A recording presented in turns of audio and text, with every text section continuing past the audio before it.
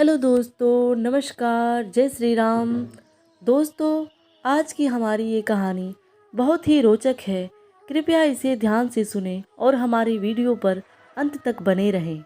दोस्तों, महाभारत का युद्ध समाप्त होने के बाद अर्जुन को वहम हो गया था कि वो श्री कृष्ण का सर्वश्रेष्ठ भक्त है।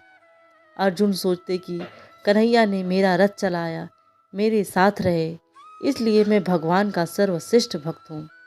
अर्जुन को क्या पता था कि वो केवल भगवान के धर्म की स्थापना का एक जरिया था। फिर भगवान ने उसका घमंड तोड़ने के लिए उसे एक परीक्षा का गवाह बनाने के लिए अपने साथ ले गए। श्री कृष्ण और अर्जुन ने जोगियों का वेश बनाया और वन में से एक शेर पकड़ा और पहुंच जाते हैं भगवान विष्णु के परम भक्त राजा मोरध्वज के द्वार पर। राजा मोरध्वज बहुत ही दानी और आवभगत वाले थे। अपने दर पे आए किसी को भी वो खाली हाथ बिना भोजन किए नहीं जाने देते थे। दो साधु एक सिंह को लेकर उनके द्वार पर आए हैं, ये जानकर राजा नंगे पांव दौड़ के द्वार पर गए और भगवान के तेज से नतमस्तक हो आतिथ्य स्वीकार करने के लिए कहा। भगवान श्री कृष्ण ने मोरध्वज से कहा कि हम मेजबानी तभी स्वीकार करेंगे जब राजा उनकी शर्त मानेंगे। राजा ने जोश से कहा, आप जो भी कहेंगे मैं तैयार हूँ।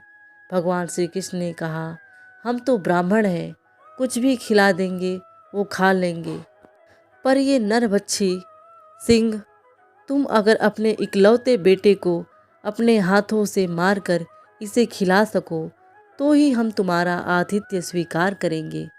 भगवान की इस शर्त को सुनकर मोरध्वज के होश उड़ गए। फिर भी राजा अपना आतिथ्य धर्म नहीं छोड़ना चाहता था। उसने भगवान से कहा, प्रभु मुझे मंजूर है, पर एक बार मैं अपनी पत्नी से पूछ लूं। भगवान से आज्ञा पाकर राजा महल में गया तो राजा का उतरा हुआ मुंह देखकर पतिव्रता रानी ने राजा से कारण पूछा। राजा ने जब सारा हाल बताया तो रानी की आंखों में अश्रु बह निकले। फिर भी वो अभिमान से राजा से बोली, आपकी आन पर मैं अपने सैकड़ों पुत्र कुर्बान कर सकती हूँ। आप साधुओं को आदरपूर्वक अंदर ले आइए। अर्जुन ने भगवान से पूछा, माधव ये क्या माजरा है, आपने ये क्या मांग लिया? श्री कृष्ण बोले, चुप रहो। राजा तीनों को अंदर ले आए और भोजन की तैयारी शुरू की। भगवान को 56 भोग परोसा गया, पर अर्जुन के गले से उतर नहीं रहा था। राजा ने स्वयं जाकर पुत्र को तैयार किया। पुत्र भी 3 साल का था। उसका नाम रतन कंवर था। वो भी माता और पिता का भक्त था। उसने भी हंसते हंसते अपने प्राण दे दिए, परंतु उफ न किया। राजा रानी ने अपने हाथों से आरी लेकर पुत्र के 2 टुकड़े किए और सिंह को परोस दिया। भगवान ने भोजन ग्रहण किया, पर जब रानी ने पुत्र का आधा शरीर देखा तो वो आंसू रोक न सकी। भगवान इस बात पर गुस्सा हो गए कि लड़की का एक फाड़ कैसे बच गया। भगवान रुष्ट होकर जाने लगे तो राजा रानी रोकने की मिन्नतें करने लगे। अर्जुन को एहसास हो गया था कि भगवान मेरे ही गर्व को तोड़ने के लिए ये सब कर रहे हैं।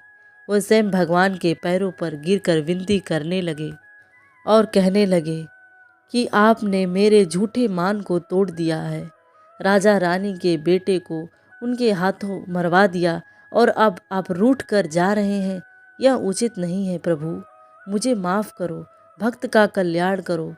तब केशव ने अर्जुन का घमंड तोड़ दिया और रानी से कहा कि वो अपने पुत्र को आवाज़ दे। रानी ने सोचा, पुत्र तो मर चुका है, अब इसका क्या मतलब है, पर साधुओं की आज्ञा मानकर उसने पुत्र रतन कंवर को आवाज़ लगाई। कुछ ही क्षणों में चमत्कार हो गया। मृत रतन कंवर, जिसका शरीर शेर ने खा लिया था, वह हंसते हंसते आकर अपने माँ से लिपट गया। भगवान ने मोरध्वज और रानी को अपने विराट स्वरूप का दर्शन कराया। पूरे दरबार में वासुदेव श्री कृष्ण की जय जयकार गूंजने लगी। भगवान के दर्शन पाकर अपनी भक्ति सार्थक जान मोरध्वज की आंखें भर आई और वह बुरी तरह बिलखने लगा। भगवान ने वरदान मांगने को कहा तो राजा रानी ने कहा, भगवान एक ही वर दो कि अपने भक्त की ऐसी कठोर परीक्षा आप कभी नहीं लोगे। भगवान ने तथास्तु कहकर उन सबको आशीर्वाद दिया और पूरे परिवार को मोक्ष दिया। जय श्री कृष्णा। दोस्तों, आपको हमारी ये कहानी कैसी लगी? कृपया हमारे कमेंट बॉक्स में कमेंट ज़रूर करें और लाइक करें, सब्सक्राइब करें एंड शेयर करें। जय श्री राम।